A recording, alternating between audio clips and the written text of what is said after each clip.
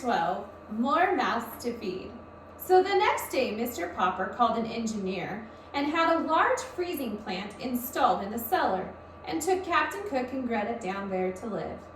Then he had the furnace taken out and moved upstairs into the living room. It looked very odd there, but as Mrs. Popper said, it was a relief at least not to have to wear their overcoats all the time.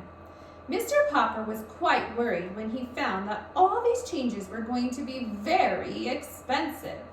The refrigerating engineer was worried too when he found out that Mr. Popper had practically no money. However, Mr. Popper promised to pay as soon as he could, and the man let him have everything on credit. It was a good thing that Mr. Popper got the penguins moved when he did, because Mrs. Popper had been right about the eggs. The rookery had scarcely been moved to the basement when Greta laid the first egg. 3 days later, the second one appeared.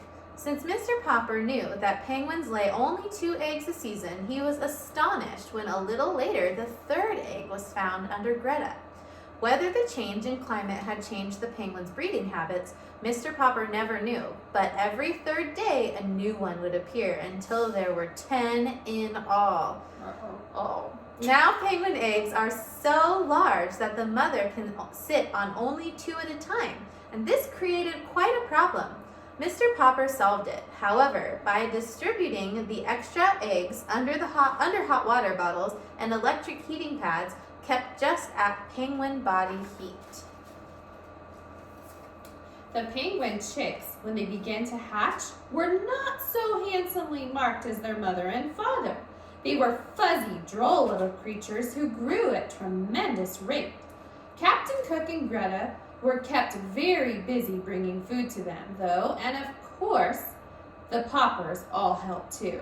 Mr. Popper, who had always been such a great reader, had no difficulty in thinking of names for the penguin children. They were Nelson, Columbus, Louisa, Jenny, Scott, Magellan, Adelina, Isabella, Ferdinand, and Victoria. Still, he was rather relieved that there were no more than 10 to name. Mrs. Popper, too, thought that this was about enough penguins for anybody, though they really did not make much difference to her in her housework, as long as Mr. Popper and the children remembered to close the cellar door in the kitchen. The penguins all loved to climb the stairs that led up to the kitchen and never knew when to stop unless they found the kitchen door closed. Then, of course, they would turn around and toboggan down the steps again.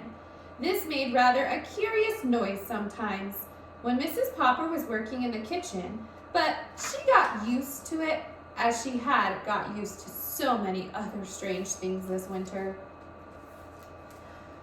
The freezing plant that Mr. Popper had got for the penguins downstairs was a large and good one. It made very large blocks of ice instead of small ice cubes, so that soon Mr. Popper had made a sort of ice castle down there for the 12 penguins to live in and climb over. Mr. Popper also dug a large hole in the cellar floor and made a swimming and diving pool for the birds. From time to time, he would throw live fish into the pool for the penguins to dive for. They found this very refreshing because, to tell the truth, they had got a little tired of canned shrimps.